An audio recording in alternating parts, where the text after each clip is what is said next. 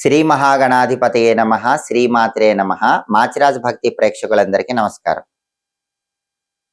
జపం చేసేటప్పుడు పాటించాల్సిన ముఖ్యమైన నియమాలేంటో, జపం ఎన్ని రకాలుగా ఉంటుందో, జపం చేసుకునేటప్పుడు ఏ ఆసనం మీద కూర్చొని జపం చేస్తే ఎటువంటి సత్ఫలితాలు కలుగుతాయో, మంత్ర జపం చేసేటప్పుడు ఎటువంటి తప్పులు చేయకూడదు, మంత్ర జపం చేసేటప్పుడు జపమాలిక విషయంలో పాటించాల్సిన ముఖ్యమైన విషయాలేంటో, జపానికి సంబంధించిన అన్ని రహస్యాలేంటో ఈ వీడియోలో మనం తెలుసుకుందాం. జకారో జన్మ విచ్ఛేద, పకారో పాపనాశన అంటుంది శాస్త్రం. అంటే జపం అనే పేరులోనే ఒక గొప్పతనం ఉంది.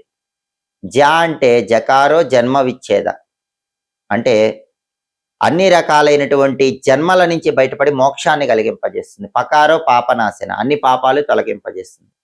అందుకే భగవత్ సంబంధమైనటువంటి మంత్ర జపం చేయటం అనేది అనుకూల ఫలితాలు ఇస్తుంది. అయితే జపం ఎన్ని రకాలుగా ఉంటుంది? 3 రకాలుగా ఉంటుంది. వాచికం, ఉపాంశువు, మానసికం. వాచికం అంటే బిగ్గరగా చదవటం. లలితా సహస్రనామాలు, విష్ణు సహస్రనామాలు సామూహికంగా అందరూ చదువుతూ ఉంటారు, దాన్ని వాచికం అంటారు. బిగ్గరగా చదివితే వాచికం అంటారు. రెండవది ఉపాంశువు. ఉపాంశువు అంటే కేవలం పెదవులు కదిలిస్తూ జపం చేసుకోవాలి. పెదవులు కదిలిస్తూ చిన్నగా మంత్ర జపం చేస్తే దాన్ని ఉపాంశువు అంటారు. మూడోది మానసికం, అంటే పైకి చదవకూడదు, పెదవులు కదిలించకూడదు, మనసులో మంత్రం చదువుకోవాలి, దాన్ని మానసికం అంటారు. వాచికం కంటే ఉపాంశువు గొప్పది, ఉపాంశువు కంటే మానసికం గొప్పదని శాస్త్రం చెప్తుంది. మానసిక జపం అన్నిటికంటే గొప్పది. అయితే జపం చేసుకునేటప్పుడు కేవలం నేల మీద కూర్చొని జపం చేయకూడదు. ఎందుకంటే నేల మీద కూర్చొని జపం చేస్తే ఆ శక్తి మొత్తం భూమికి వెళ్ళిపోతుంది. దీనిలో మళ్ళీ సైన్స్ కూడా ఉంది. మానవ శరీరం విద్యుదయస్కాంత శక్తి క్షేత్రం. మనం జపం చేసేటప్పుడు నేల మీద కూర్చుంటే అప్పుడు జపం చేసేటప్పుడు ఆ విద్యుదయస్కాంత శక్తి తరంగాల శక్తి మొత్తం కూడా మళ్ళీ నేలలోకి, భూమిలోకి వెళ్ళిపోతుంది. కాబట్టి ఒక ఆసనం ఏర్పాటు చేసుకొని దాని మీద కూర్చొని జపం చేయాలి. జపం చేసేటప్పుడు రాయి మీద కూర్చొని జపం చేయకూడదు, వెదురు మీద కూర్చొని జపం చేయకూడదు, చెక్క మీద కూర్చొని జపం చేయకూడదు. ప్రత్యేకమైన ఆసనాలు ఉంటాయి, ఆసనాల మీద కూర్చొని జపం చేయాలి. సహజంగా అందరూ పీట మీద కూర్చొని జపాలు చేసుకుంటూ ఉంటారు. అయితే కొన్ని ఆసనాలు కొన్ని రకాలైనటువంటి ఫలితాలు ఇస్తాయి. అన్నిటికంటే గొప్పది దర్భాసనం. దర్భచాప మీద కూర్చొని జపం చేస్తే చాలా అద్భుతమైన ఫలితాలు వస్తాయి. అయితే ఆడవాళ్ళు దర్భ వినియోగించకూడదు. ఆడవాళ్ళు మాత్రం వేరే ఆసనం మీద కూర్చొని జపం చేసుకోండి. మగవాళ్ళు మాత్రం దర్భాసనం మీద కూర్చొని జపం చేస్తే చాలా మంచిది. సర్వ ఓషధుల సారం దర్భ అని శాస్త్రంలో చెప్పారు. అందుకే దర్భచాప మీద కూర్చొని జపం చేస్తే చాలా మంచిది. ఇంకా శాస్త్రాలు ఏం చెప్తాయి అంటే, ముందు దర్భాసనం వేసుకొని దాని మీద కృష్ణాజనం అంటే జింక చర్మం వేసుకొని దాని మీద ఒక వస్త్రం పరుచుకొని ఆ వస్త్రం మీద కూర్చొని జపం చేస్తే ఇంకా అద్భుతమైన ఫలితాలు వస్తాయని ప్రామాణిక గ్రంథాలన్నీ చెప్తున్నాయి. కాబట్టి వీలైతే దర్భచాప మీద కూర్చొని జపం చేయండి. మీకు ఇంకా వీలైతే దర్భచాప మీద కృష్ణాజనం మీద మళ్ళీ ఒక వస్త్రం వేసుకుని ఆ వస్త్రం మీద కూర్చొని జపం చేస్తే ఇంకా అద్భుత ఫలితాలు కలుగుతాయి. కృష్ణాజినే జ్ఞానసిద్ధిర్ మోక్షశ్రీ వ్యాఘ్రచర్మణి అంటుంది శాస్త్రం. కృష్ణాజనం మీద కూర్చొని జపం చేస్తే జ్ఞాన ప్రాప్తి కలుగుతుంది. మోక్షశ్రీ వ్యాఘ్రచర్మం, వ్యాఘ్రచర్మం మీద కూర్చొని జపం చేస్తే మోక్షం కలుగుతుందని శాస్త్రవచనం. అయితే ఇవి ఎట్టి పరిస్థితుల్లో కూడా హింసాత్మకంగా తెచ్చుకున్న ఆసనాలు అవి ఉండకూడదు. కృష్ణాజనం కానీ వ్యాఘ్ర చర్మం కానీ హింస చేసి వాటిని తెచ్చుకోకూడదని కూడా శాస్త్రంలో చెప్పారు. అలాగే జపం చేసేటప్పుడు ఒక్కొక్కసారి కొంతమంది చిత్రాసనం మీద కూర్చొని జపం చేస్తారు. చిత్రాసనం మీద కూర్చొని జపం చేస్తే అభీష్ట సిద్ధి కలుగుతుంది, మనసులో ఉన్న కోరికలు తొందరగా నెరవేరుతాయి. కంబళి మీద కూర్చొని కూడా జపం చేయొచ్చు. కంబళి మీద కూర్చొని జపం చేస్తే దుఃఖ విమోచనం కలుగుతుంది.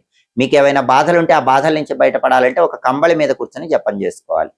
జపం చేసేటప్పుడు ఏ దిక్కు వైపు కూర్చొని జపం చేయాలి? సహజంగా తూర్పు వైపు కానీ ఉత్తరం వైపు కానీ కూర్చొని జపం చేయమని సంప్రదాయ గ్రంథాలు చెప్పారు. ఎందుకు? దక్షిణం వైపు ఎందుకు కూర్చోకూడదు? పడమర వైపు ఎందుకు కూర్చోకూడదు? పడమర వైపు కూర్చొని జపం చేస్తే అటువంటప్పుడు ఏం కలుగుతుందంటే వైరాగ్యం కలుగుతుంది. దక్షిణం వైపు కూర్చొని జపం చేస్తే మోక్షం కలుగుతుంది. సహజంగా మనకి వైరాగ్యము మోక్షము ఎవరు ఎక్కువ మంది కోరుకోరు. కాబట్టి పడమర వైపు దక్షిణం వైపు కూర్చొని జపం చేయమని చెప్పరు. తూర్పు వైపు ఉత్తరం వైపు కూర్చొని జపం చేయమంటారు. తూర్పు వైపు కూర్చొని జపం చేస్తే మనస్సులో ఉన్నటువంటి కోరికలన్నీ సులభంగా నెరవేరుతాయి. ఉత్తరం వైపు తిరిగి జపం చేస్తే ధనపరంగా మంచి ప్రయోజనాలు కలుగుతాయి. అయితే జపం చేసేటప్పుడు కూడా మనకి జపమాలికకు ప్రత్యేకమైన ప్రాధాన్యత ఉంది. రకరకాల జపమాలికలతో జపం చేస్తూ ఉంటారు. తులసి మాలిక, అలాగే తామర పూసల మాలిక, ఇలా రకరకాలైనటువంటి జపమాలికలు ఉంటాయి. ఆ జపమాలిక తిప్పుకుంటూ మంత్రం చదువుతూ జపం చేస్తారు. ఈ జపమాలికతో జపం చేసేటప్పుడు కూడా కొన్ని నియమాలు పాటించాలి. జపమాలిక ఎప్పుడూ కూడా చూపుడు మేలు మీద ఉండకూడదు. చూపుడు వేలు మీదకి ఎట్టి పరిస్థితుల్లో జపమాలిక రాకూడదు. మధ్యవేలు, బొటనవేలు ఈ 2 వేళ్ళు ఉపయోగించి జపమాలికతో జపం చేయాలి. అయితే జపం చేసేటప్పుడు చాలా మందికి ఒక సందేహం ఉంటుంది. జపమాలిక తిప్పేటప్పుడు ఆ జపమాలిక పూసలు ఉంటాయి కదా, ఆ పూసలు పైకి తిప్పాలా కిందకి తిప్పాలా అనే సందేహం చాలా మందిలో ఉంటుంది. అయితే పైకి తిప్పితే ఒక రకమైన ప్రయోజనం కలుగుతుంది, కిందకి తిప్పితే ఇంకొక రకమైన ప్రయోజనం కలుగుతుంది. మీరు ఏ జపమాలికతో జపం చేస్తున్నా సరే ఆ జపమాలికలో పూసలు కిందకి తిప్పుతూ జపం చేస్తే, అంటే మన వైపు తిప్పుకుంటూ జపం చేస్తే కోరికలు తొందరగా నెరవేరుతాయి. అదే జపమాలిక మనకు వ్యతిరేక దిశలో అంటే పైకి తిప్పుతూ జపం చేస్తే మోక్షం కలుగుతుందని శాస్త్రాల్లో చెప్పారు. మీ కోరికలు నెరవేరాలంటే మాత్రం ఆ పూసలన్నీ మీ వైపు తిప్పుకుంటూ మంత్రం చదవండి. నాకు మోక్షం కావాలంటే ఆ పూసలన్నీ మీకు వ్యతిరేక దిశలో పైకి తిప్పుతూ జపం చేసుకోండి. అయితే జపమాలికతో జపం చేసేటప్పుడు మాత్రం అసలు జపమాలిక చూపుడు వేలు మాత్రం తాకకుండా చూసుకోండి. మధ్యవేలు, బొటనవేలు మాత్రమే కదిలిస్తూ జపం చేయాలి. అది కూడా జపమాలిక మొత్తం కనిపించకూడదు. దాన్ని ఒక ప్రత్యేకమైన చిన్న సంచిలో పెట్టుకొని ఆ సంచిని మన నాభి అంటే పొట్ట దగ్గర కానీ హృదయం గుండె దగ్గర కానీ పెట్టుకొని ఆ చిన్న సంచి పట్టుకొని అలా జపం చేసుకుంటూ ఉండాలి.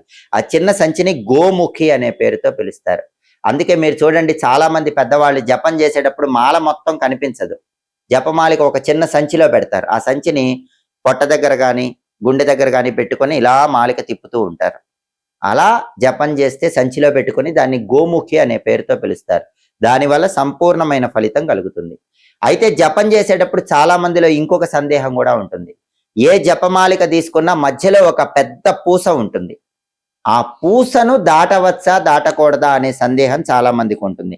దాన్ని మేరు పూస అంటారు. జపం చేసేటప్పుడు మేరు పూస వచ్చినప్పుడు ఏం చేయాలి? ఆ మేరు పూసను దాటకూడదు. మేరు పూసను దాటి మళ్ళీ జపమాలిక తిప్పితే మాత్రం మళ్ళీ మొదటి నుంచి జపం చేయాలి. మరి మేరుపూస దాటకుండా ఎలా జపం చేయాలి? మేరుపూస వరకు మాలిక తిప్పుతూ మేరుపూస రాగానే దాన్ని దాటకుండా ఆ మాలికను తిప్పాలి. తిప్పి మళ్ళీ జపం చేసుకోవాలి. అంటే ఎప్పుడైనా జపం చేసేటప్పుడు ఆ జపమాలికలో ఉన్న పూసలన్నిటికీ కూడా ఒక సెంటర్ పూస ఉంటుంది, పెద్ద పూస, దాన్ని మేరు పూస అంటారు. ఆ మేరు పూసను దాటి ముందుకు వెళ్ళిపోకూడదు. మాలికను జపమాలికను రివర్స్ చేసుకొని మళ్ళీ జపం చేసుకోవాలి తప్ప ఆ మేరు పూసను దాటకూడదు. అలాగే జపం చేసేటప్పుడు కూడా ప్రతిరోజు ఒకే ప్రదేశంలో కూర్చొని జపం చేస్తే చాలా మంచిది. ఒకే సమయంలో జపం చేస్తే చాలా మంచిది. ఒకే ప్రదేశంలో ఒకే సమయంలో చేసే జపం ఎక్కువ ఫలితాలు ఇస్తుంది. జపం కూడా గుడి దగ్గర కానీ నదీ తీరంలో కానీ దేవతా వృక్షాలు రావి చెట్టు, మర్రి చెట్టు, వేప చెట్టు ఇలాంటి చెట్ల సమీపంలో కానీ జపం చేస్తే ఇంకా అద్భుతమైన శుభ ఫలితాలు కలుగుతాయి. అలాగే జపం చేసేటప్పుడు కూడా కొంతమంది ఏంటంటే బంగారం, వెండి ఉంగరాలు పెట్టుకొని జపాలు చేస్తూ ఉంటారు. అది చాలా మంచిది. సహజంగా ఆభరణాలు ధరించి జపం చేస్తే చాలా మంచిది. ఎందుకంటే పరాశర సంహితలో ఒక అద్భుతమైన విషయం చెప్పారు. ఆ అద్భుతమైన విషయం ఏంటంటే ఆంజనేయ స్వామి వారు రామనామాన్ని, రామ తారక మంత్రాన్ని జపించేటప్పుడు కూడా శ్రీరామచంద్రమూర్తి స్వయంగా తనకిచ్చినటువంటి కిరీటం ధరించి రామ మంత్ర జపం ఆంజనేయ స్వామి చేస్తాడని పరాశర సంహితలో చెప్పారు. అందుకే మీకు ఎవరికైనా బంగారం ఉంగరాలు, వెండి ఉంగరాలు ఇలాంటివి ఉన్నాయి అనుకోండి, వాటన్నిటిని ధరించండి. ఆభరణాలన్నీ ధరించి జపం చేసుకోండి. దానివల్ల అద్భుతమైన శుభ ఫలితాలు చేకూరతాయి. మామూలుగా భగవత్ సంబంధమైనటువంటి ఏ నామాన్నైనా సరే మంత్రంలాగా చదువుకునేటప్పుడు జపమాలికలు ఉపయోగించి చదువుకోండి. విశేషమైన ప్రయోజనాలు కలుగుతాయి. అయితే జపం చేసేటప్పుడు చుట్టుపక్కల చూస్తూ జపం చేయకూడదు. భగవంతుణ్ణి మనసులో పెట్టుకొని జపం చేయాలి. జపం చేసేటప్పుడు మధ్యలో మాట్లాడకూడదు. జపం చేసేటప్పుడు ఎవరైనా సరే ఎదుటి వాళ్ళతో మాట్లాడినట్లయితే, అంటే జపం మధ్యలో ఆపేసి చుట్టుపక్కల వాళ్ళతో మాట్లాడితే ఆ జప ఫలితం మొత్తం వాళ్ళకు వెళ్ళిపోతుంది. మరి అత్యవసరంగా మాట్లాడవలసి వస్తే ఏం చేయాలి? అత్యవసరంగా మాట్లాడాల్సి వస్తే మీరు ఏ జపమాలికతో జపం చేస్తున్నారో దాన్ని మీ కుడి చెవికి తగిలించుకోండి. అందుకే మీరు చూడండి, కొంతమంది జపం చేసేటప్పుడు మాట్లాడాలంటే ఆ జపమాలికను కుడి చెవికి ఇలా తగిలించుకొని మాట్లాడతారు. అలా కుడి చెవికి తగిలించుకొని మాట్లాడితే ఆ జపశక్తి మీతోనే ఉంటుంది. అలా తగిలించుకొని కుడి చెవికి ఎదుటి వాళ్ళతో మాట్లాడి మళ్ళీ తర్వాత మాట్లాడటం పూర్తి కాగానే ఆచమనం చేయాలి. ఆచమనం చేసి మళ్ళీ కుడి చెవికున్న జపమాలిక తీసి జపం చేయటం ప్రారంభించాలి. అలా చేస్తేనే సంపూర్ణంగా జప ఫలితం అనేటటువంటిది మీకు కలుగుతుంది. జపం చేసేటప్పుడు ఈ ముఖ్యమైన నియమాలను పాటిస్తూ జపం చేయండి.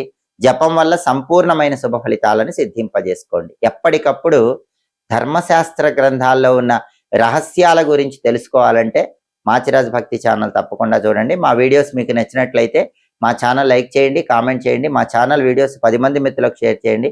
మా ఛానల్ సబ్స్క్రైబ్ చేసుకోండి. పక్కన ఉన్న బెల్ సింబల్ ఒకటి మాత్రం మర్చిపోకండి. సర్వే జనాః సుఖినో భవంతు. స్వస్తి.